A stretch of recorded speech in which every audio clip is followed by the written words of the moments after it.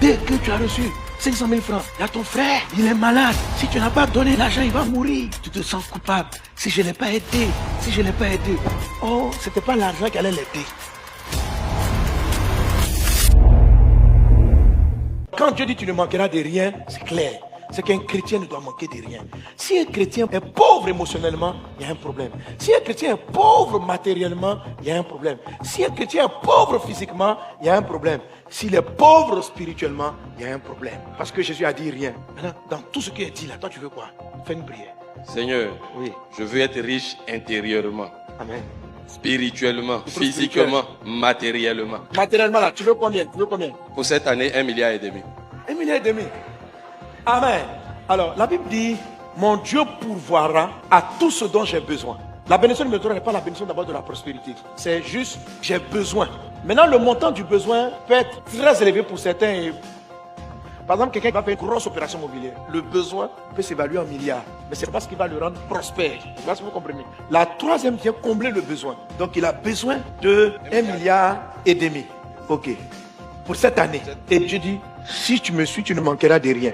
Donc, selon sa parole, Dieu envoie toujours une bénédiction. Maintenant, ta main peut être bloquée. Si sa main est bloquée, voilà ce que ça va faire. Mon fils, tiens tes 1,5 milliard.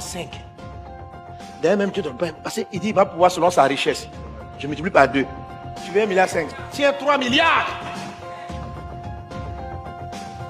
Tiens 3 milliards. Est-ce que Dieu a donné? Est-ce qu'il a reçu? Est-ce qu'il a les 3 milliards? Il n'a pas les 3 milliards, pas parce que Dieu n'a pas donné, parce qu'il n'a pas reçu. Dans la parole de Dieu, la réception est très importante. Il y a beaucoup de gens qui sont dans des problèmes, pas parce que Dieu n'a pas donné. Si vous êtes chrétien né de nouveau et que Dieu est votre berger, c'est qu'il vous a déjà donné. C'est sûr qu'il a donné, mais c'est vous qui n'avez pas reçu. Si ton besoin affectif, c'est qu'aujourd'hui tu sois marié, et Dieu sait que c'est ton besoin, il dit, tu es sa brebis, tu ne manqueras de rien. Ça veut dire qu'il t'a déjà donné le mari. Mais que tu ne l'as pas saisi. Il y en a qui n'ont pas réagi quand on a dit 3 milliards. Quand on dit mariage, c'est ça son besoin. Vous savez, souvent on dit, papa, je t'ai demandé, tu ne m'as pas donné. Non. Il t'a donné, tu n'as pas reçu. Tu n'as pas reçu.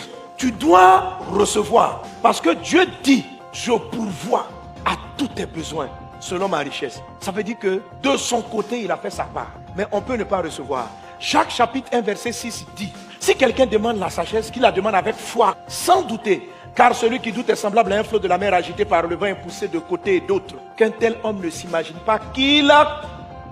Ça ne veut pas dire que Dieu donnera. Dieu a déjà donné. Mais qu'il ne s'imagine pas qu'il recevra. Ici, ce n'est pas question du don. C'est question de...